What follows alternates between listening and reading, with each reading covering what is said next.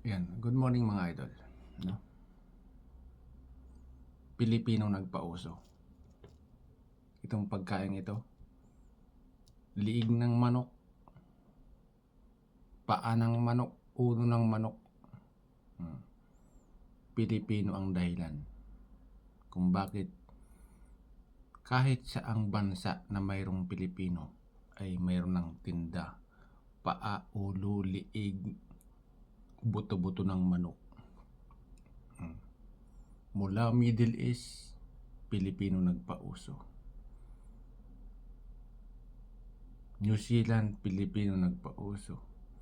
Anywhere sa buong mundo, Pilipino number 1. Yan.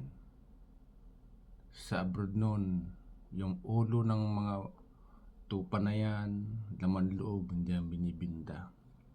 Pero ngayon, wala na. Puro na binta. Dito sa bansang New Zealand, dati-rati may pre na laman ng baka. Pag nagkakatay sa mga farm, paa, ulo. Ngayon, halos lahat benta na. Dahil sa Pilipino. Yan. Ayun ang katotohanan. Dahil sa Pilipino.